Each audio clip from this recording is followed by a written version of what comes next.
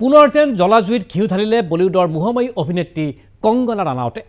বিতৰ্ক আৰু কংগনা ৰানাউত যেন একেটা মুদ্ৰাৰে ইপিঠি সিপিঠি বিতৰ্ক কৰি ভালপোৱা মায়ানগৰী বোম্বাইত বিশেষ নাম আছে অভিনেত্ৰীগৰাকীৰ এবাৰ হিন্দী ভাষাকেন্দ্ৰিক বিতৰ্কক লৈ বিশেষ মন্তব্য প্ৰকাশ কৰিলে কংগনা ৰানাউতে হিন্দী ভাষাক ৰাষ্ট্ৰীয় ভাষা বুলি উল্লেখ কৰি তেওঁ কয় যে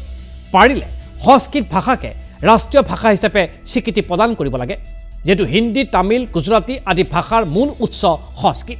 সেই সংস্কৃতক ৰাষ্ট্ৰীয় ভাষা হিচাপে স্বীকৃতি দিলে ভাল নহয় এই ভাষ্য মোহময়ী অভিনেত্ৰীগৰাকীৰ তেওঁ লগতে সংস্কৃতক বিদ্যালয়ত বাধ্যতামূলক নকৰাক লৈও আশ্চৰ্যতা প্ৰকাশ কৰিলে এই মুহূৰ্তত ধক্কৰ ছবি প্ৰচাৰত ব্যস্ত আছে জনপ্ৰিয় অভিনেত্ৰীগৰাকী প্ৰচাৰৰ এটা অনুষ্ঠানত সাংবাদিকৰ সৈতে হোৱা সাক্ষাৎকাৰত হিন্দী ভাষাক লৈ আন বহুকেইটা মন্তব্য কৰিলে অভিনেত্ৰীগৰাকীয়ে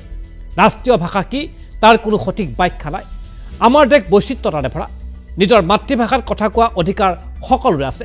ঠিক সেইদৰে নিজৰ সংস্কৃতিক লৈ গৰ্ব কৰা অধিকাৰ সকলোৰে প্ৰাপ্য সমগ্ৰ দেশকে এডাল খুঁটাৰে বান্ধি ৰাখিব লাগিব যাৰ বাবে এটা নিৰ্দিষ্ট ভাষাৰ বিশেষ প্ৰয়োজন আছে সেইকাৰণে সংবিধান অনুসৰি ভাৰতৰ ৰাষ্ট্ৰীয় ভাষা হিন্দী যিয়ে এই কথা মানি নলয় তেওঁৰ প্ৰকৃততে সংবিধান বিৰোধী হিন্দী ভাষাকেন্দ্ৰিক বিতৰ্কক ভাগ লৈ এই মন্তব্য কৰিলে বলিউডৰ কুইন কংগনা ৰানাউতে এই মন্তব্যৰ পাছতেই ছ'চিয়েল মিডিয়াত একাংশ সমালোচকৰ লক্ষ্য হৈ পৰিছে কংগনা ৰানাউত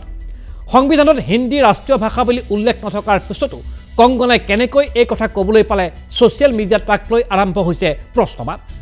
উল্লেখযোগ্য যে শেহতীয়াকৈ হিন্দী ভাৰতৰ ৰাষ্ট্ৰীয় ভাষা বুলি অভিহিত কৰি বিতৰ্কত সোমাই পৰিছিল অজয় দেৱগান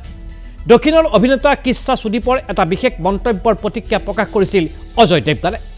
হিন্দী ভাষাক ৰাষ্ট্ৰীয় ভাষা বুলি মন্তব্য কৰিছিল অজয় দেৱগানে ইয়াৰ পাছতেই দেশজুৰি সৃষ্টি হৈছিল তীব্ৰ প্ৰতিক্ৰিয়া